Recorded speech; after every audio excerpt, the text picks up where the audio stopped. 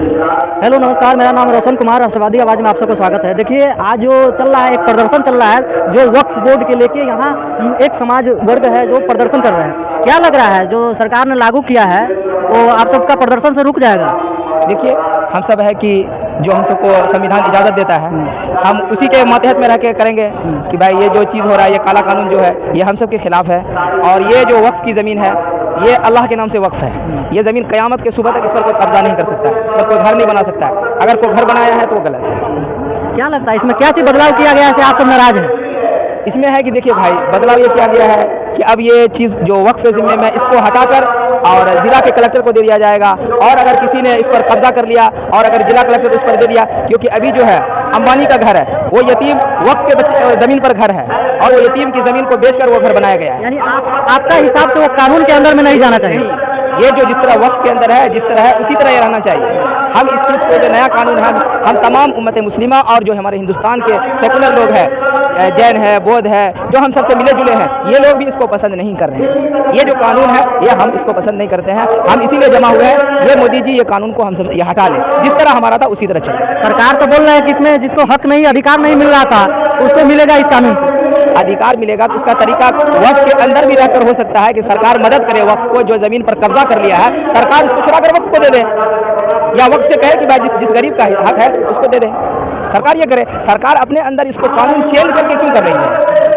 क्या लगता है जैसे में सेकुलर सब जो ऐड किया गया है, कांग्रेस ने संशोधन किया था संविधान में, बाबा साहब अम्बेडकर नहीं उसमें लिखा हुआ था संविधान में सेकुलर सब, उसको हटाना चाहिए। आप भी वैसे कुदर पे आप भी सेकुलर पे बोले सेकुलर पे बोले आप। क्या लगता है? हाँ, क्या लगता है वक्फ लोग प्रदर्शन करने से ये वापस हो जाएगा? अभी देखिए, सबसे बड़ी बात यह है कि ये वक्फ जो शब्द है, इसको समझना होगा। अगर हम आज वक्फ में कुछ किसी तरह का संशोधन कर रहे हैं तो डायरेक्ट ये संविधान का संशोधन हो रहा है और ये हमारे कबूल नहीं है, क्योंकि बाबा भीमराव अंबेडकर ने जो संविधान को कायम किया है, संविधान को बनाया है, वो संविधान बहुत ही सोच समझ बनाया गया था, जिसमें तमाम हिंदुस्तानियों, चाहे वो किसी भी धर्म का मानने वाला हो, सभी का निजात है, सभी की फलाह है, सभी की कामयाबी है। और ये 1947 के अंदर में हमारा हिंदुस्तान आज़ाद हुआ था, तब से लेकर अब तक चल रहा था। और आज कह रहा है कि वक्फ बाय यूजर के जो वक्फ क्या है, उसका धर्म इस्लाम होना चाहिए, 5 साल पहले वो मुस्लिम होना चाहिए। ये कोई जरूरी थोड़ा है। आपके पास कोई प्रॉपर्टी है, आप अपनी खुशी से उसको आप डिवोट कर सकते हैं। अगर कोई मुसलमान कर रहा है या हिंदू कर रहा है या कोई सिख कर रहा है, कोई ईसाई कर रहा है, तो उस पर आप आपत्ति करने वाला, आप ऑब्जेक्शन करने वाले कौन होते हैं? सबसे बड़ा सवाल यही है।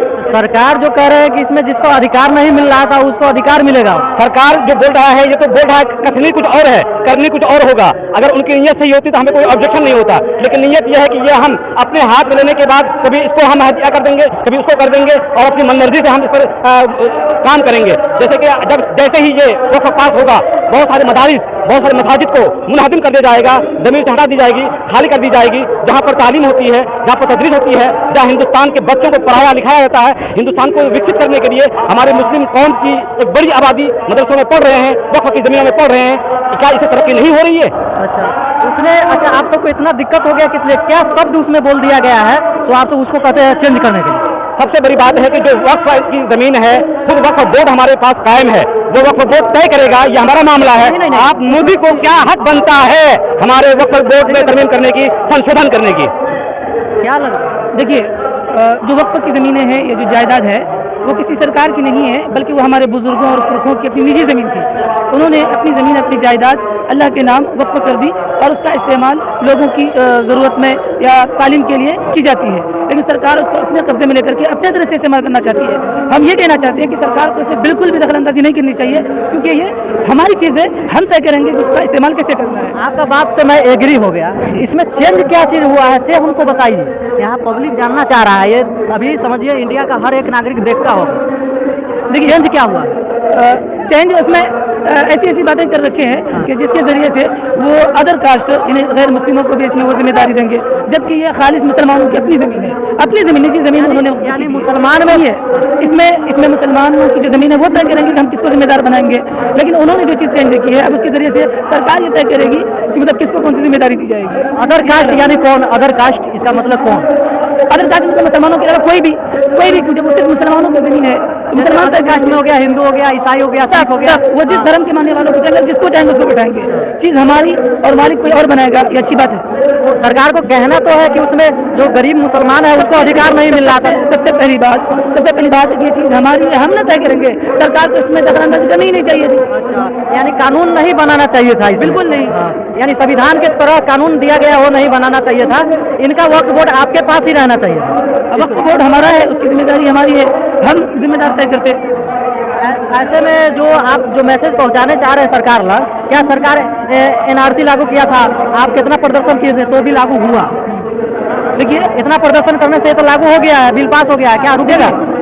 देखिए जहाँ तक वक्फ की बात है ना, ये असल में हमारी क्या कहते हैं कि इज्जत की बात है और हमारी जायदाद की बात है, हमारी मसाजिद की, उस मस्जिद की बात है जिसमें हम अपने रब की इबादत करते हैं और हम अपने अल्लाह के घरों को यूं ही बर्बाद नहीं होने दे सकते। इसके लिए हमको जो करना पड़ेगा कर गुजरेंगे। अगर गर्दन कटाने की जरूरत पड़ी तो पूरे हिंदुस्तान के लोग अपने गर्दन तक कटा देंगे, लेकिन इस बिल को हर हाल में वापस करवा करके रहेंगे, चाहे कुछ भी हो जाए। देखिए ये बिल के लिए गर्दन कटा दीजिएगा। बिल्कुल बिल्कुल, ये बिल सिर्फ बिल नहीं है बल्कि हमारी क्या कहते हैं कि हमारी पहचान पर हमला है। अच्छा, मोदी जी के बारे में क्या कहना चाह रहे हैं?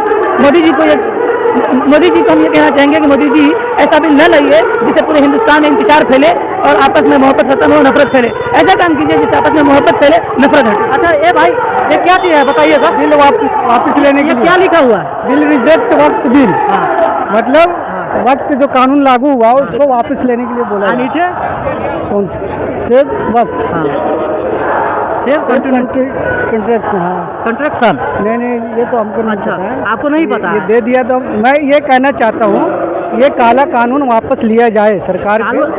काला कानून क्या चीज़ है, माने क्या चीज़ जैसे शब्द किया गया? हमारे जो देखो हमारे मस्जिदार है और मदरसे है, कब्रिस्तान है, ये सब जो है ज़मीन जो लिया जा रहा है उसको वापस लेना चाहिए।